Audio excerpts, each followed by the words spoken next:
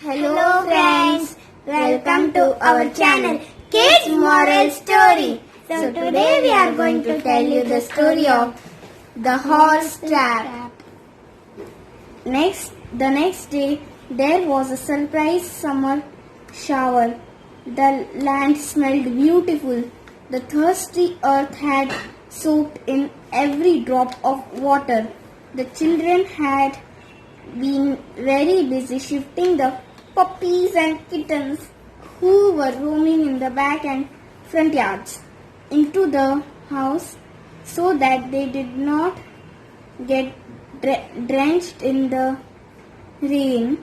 Their respective mothers were very busy shifting the papadums left to dry on the terrace.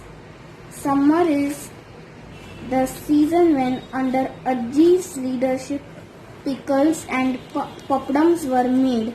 Meenu started a calculation. Everyone needs at least 5 papadums per day. For the next 1 month, 6,000 papadums will be needed. Tomorrow, our neighbor Vishnu Kaka's 3 grandchildren are coming. They will also eat with us these tasty papadums. We may have to keep 5 per head. That means Ajji has to prepare 600 plus 50 papadums. When Ajji listened to Meenu's mathematics, she laughed and said, "Don't calculate that way. It may be true today that we will all eat 5 papadums a day, but this may not be true for every day. After eating papadums for 3 days, one may get bored. There is a wedding in my brother's house and we all might go there, so we may not eat any papadum those days. The way you are calculating reminds me the man who calculated the number of horses once in England." All the children immediately gathered around her.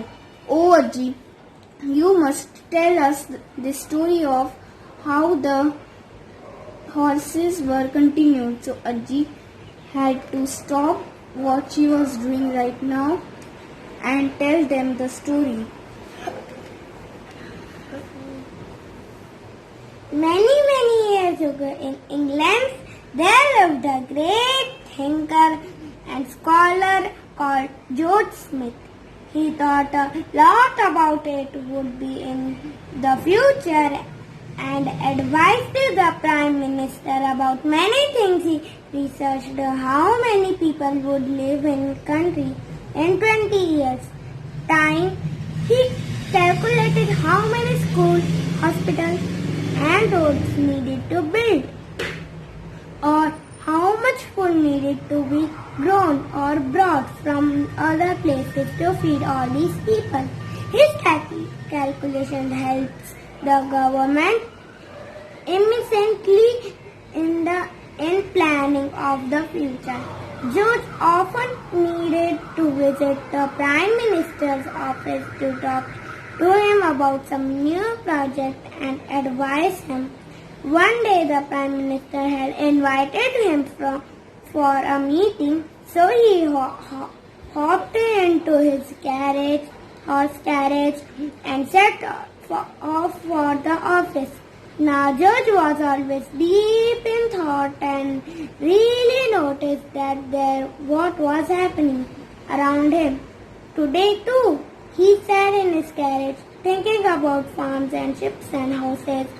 But suddenly his carriage stopped with a jolt and he was shaken out of his thoughts. There was commotion on the road and all the carriages had stopped around him. Normally George would have just tongued back into his thoughts. But today something stopped him. A horrible strong smell A smell that hung in the air made you cover nose with your hanky. If you were not a scholar, wrapped him up in your own world.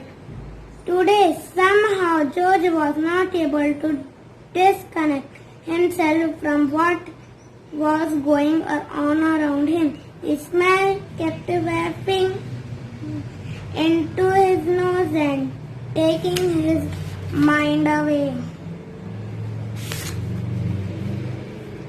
from the problem he was tackling. He called out to his coachman, "Hey, hi John, what is the Extraordinary smell. extraordinarily smell, John?" The coachman was used to his master's absent-minded ways, and he replied very fully, "Horse dung." Horse dung? Now that was something George had never thought to. Somehow he could now think of nothing else. Soon his carriage pulled up in front of the Prime Minister's office, but George kept sitting inside, lost in thought. Finally, John tapped on the window to tell his master that they had reached the destination. George walked to visitors' rooms, still thinking. He was sitting there reflecting on horses and their dung. When the Prime Minister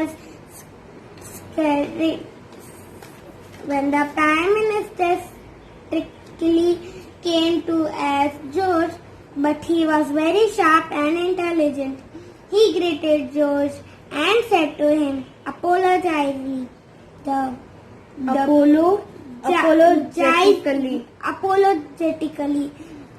the PM had to make time for another important meeting and will be late in seeing you. I hope you don't mind waiting. George kept staring out of the window, watching it. More horse-drawn carriages rushing up and down the road.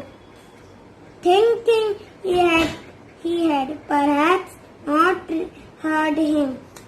Adam cleared his throat and replied loudly, "Mr. Smith, the PM." "Yes, I heard you, Adam," George mumbled, worried that this great thinker of the country was in some trouble. Adam asked generally, "Is something bothering you? Perhaps I could help." George looked at him excitedly. Just I looked into the future and realized we'll be all die in about 100 years. Our country will be destroyed, our way of life gone forever. And you know why? All because of horses and their dungs. Adam stared at George, puzzled. Surely he could not be serious.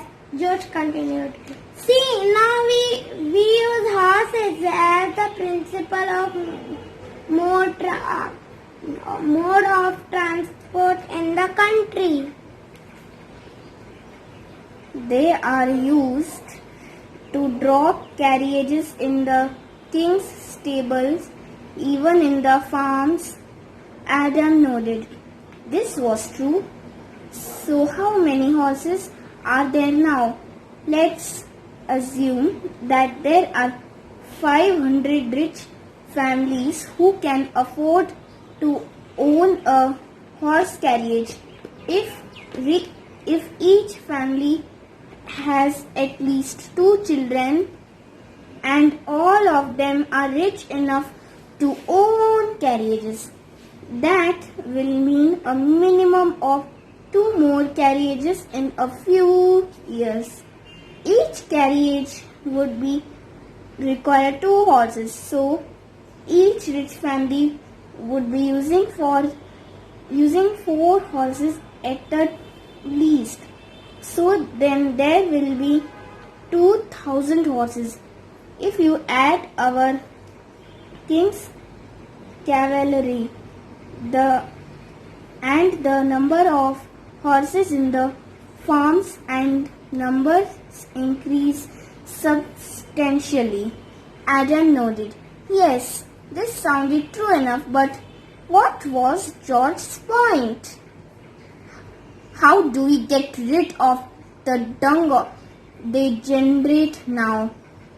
Adam answered patiently. We dig pits and empty the dung into them. George nodded.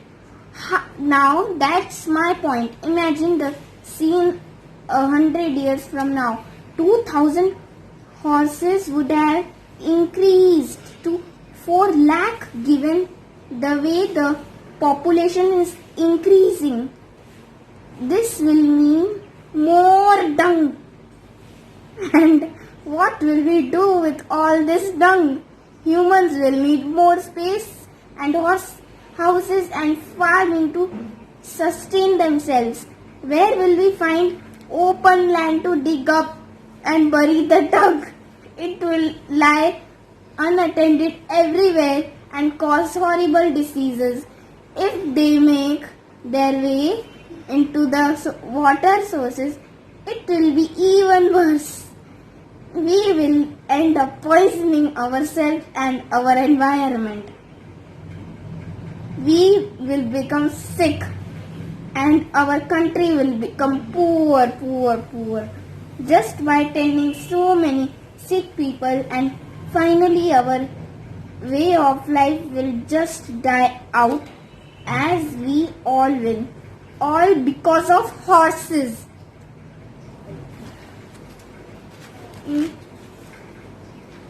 Adam sat and thought about this for some time. George's thoughts had the grim picture he had painted of the future was scary indeed. But here, Adam's practical thinking kicked in. What if things did not work exactly the way George was seeing it? He turned to his friend and said, Mr. Smith, you are not taking into account one very important bit into your calculations, the ability humans have to innovate and adapt. Many years ago, there were no carts or carriages. We went everywhere by foot. Then once we started domesticating animals, we realized we could use them for transport too. But do you think humans will rest with achievements? Who knows 100 years what other modes of transport we would have invented so that we may not require horse for transport at all. Perhaps we will fly. We will even be able to fly like birds. George never solved this problem in his lifetime. Neither did Adam live to see how true his thought about the future had been. Man went on to invent so many new ways of moving from place to place that horses are no longer used in the numbers they once were.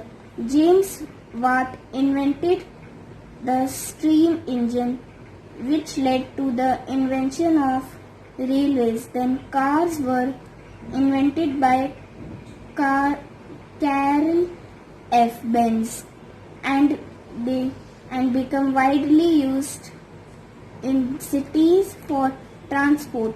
Finally, the Wright brothers showed that humans could fly in aeroplanes with all great inventions. The horse and other animal-drawn the carts and carriages are now a thing of past. Truly, if man did not innovate and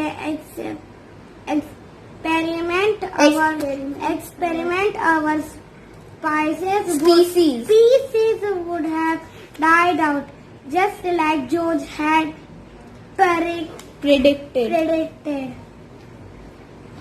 Everyone was very happy this story. They all teased me.